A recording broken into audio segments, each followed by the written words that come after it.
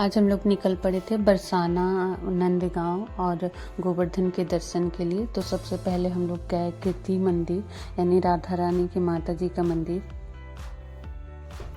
ये मंदिर जो था बहुत ही सुंदर मंदिर है, अंदर से तो और भी ज़्यादा सुंदर है। सब वीडियो बना रहे थे, फोटो भी ले रहे थे। और मंदिर के अंदर जहाँ प्रतिमा है वहाँ ले जाना मना है, फ़ोन ले जाना, फ़ोन अलाउ नहीं है। तो हम लोग बाहर से वीडियो बना रहे थे, फ़ोटो ले रहे थे। और अंदर की प्रतिमा इतनी सुंदर है, इतनी सुंदर, उनकी माता की चाहे राधा जी की प्रतिमा, ऐसा लगता था कि मानो अभी बोल पड़ी है। फिर मंदिर के अंदर जो भजन बज रहा था उससे मैं और बेटी एंजॉय कर रही थी। उसके बाद फिर हम लोग मंदिर के अंदर गए और अच्छे से हम लोगों का दर्शन हो गया।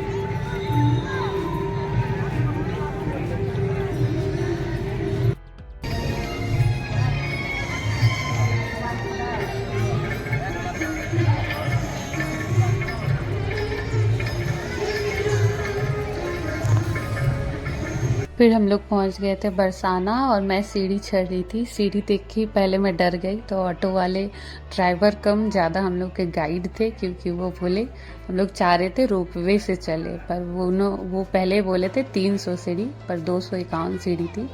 तो डर गए थे, लेकिन उन्होंने बोला, हिम्मत दिया है कि चलिए चल जाइएगा, कृपा है उनकी।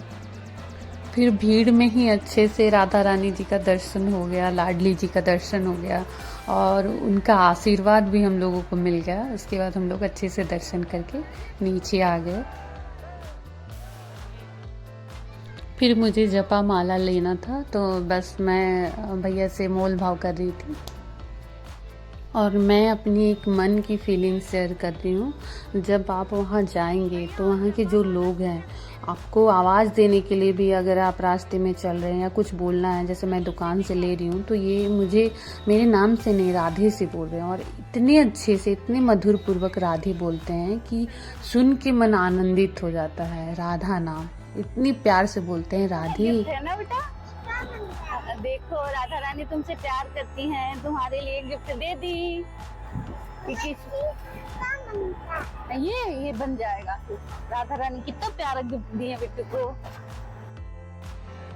फिर हम लोग पहुंच गए थे नंदगांव और ये सामने थे गमछा लिए हुए हमारे ऑटो ड्राइवर अंकल, जो बहुत अच्छे से हम लोगों को गाइड किए। जो चीज़ हम लोग को नहीं पता था वो भी बताए। और कहते हैं कि गोकुल में जब कंस के उपद्रव से परेशान होके नंद बाबा ने सारे गांव वासियों को मतलब रातों रात ले आए थे नंदीश्वर पर्वत पर, और अपने ही नाम पे, उनके नाम पे ये गांव बसा है।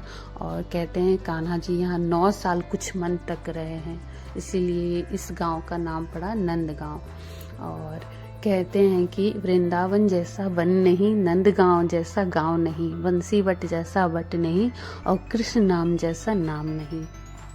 और यहाँ मैंने एक चीज़ और नोटिस की, देखिए यहाँ बंदर शांत बैठे हुए थे। मैं मोबाइल निकालने में भी डर रही थी, क्योंकि मैं देख चुकी थी वृंदावन में बंदरों का उपद्रव, तो इसीलिए मैं छुप छुप के रिकॉर्डिंग कर रही थी। लेकिन मेरे हाथ में पर्स भी था, लेकिन इन्होंने में ना मेरा पर्स छीना ना फ़ोन।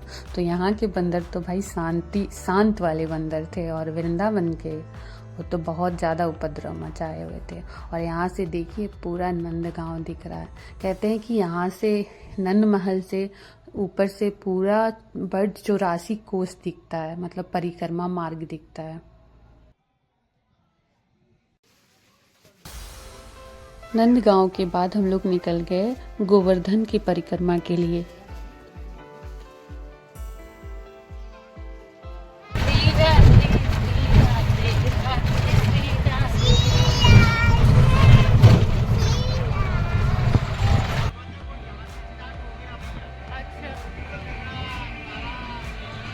ऑटो से ही हम लोग गोवर्धन पर्वत की परिक्रमा कर रहे थे। फिर हम लोग पहुंच गए गोवर्धन जी के मंदिर पे, और मैं एक छोटी सी क्लिप ले पाई वहाँ की, क्योंकि वहाँ पे फ़ोन अलाउ नहीं था।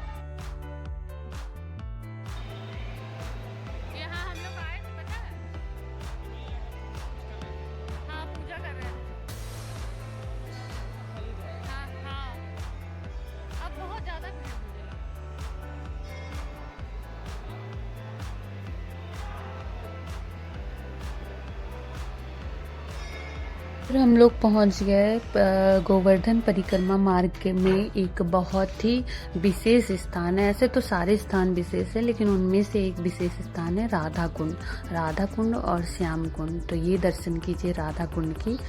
कहानी ये है कि कृष्ण जी ने अरिष्टासुर को वध करके जब श्याम कुंड का निर्माण किया था, यानी सारे तीर्थों को उस कुंड में आवाहन किए थे, तब श्री राधा रानी के सखियों ने उन्हें इच्छा जताई थी कि अपना भी एक कुंड हो। तो श्रीमती राधा रानी ने अपने कंकन से इस कुंड को बनाया था।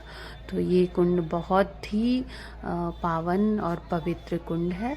तो आप इस कुंड का दर्शन कीजिए और मेरी नेक्स्ट वीडियो देखना ना भूले, क्योंकि ये है रमन रेती और गोकुल की। तो तब तक के लिए राधे राधे।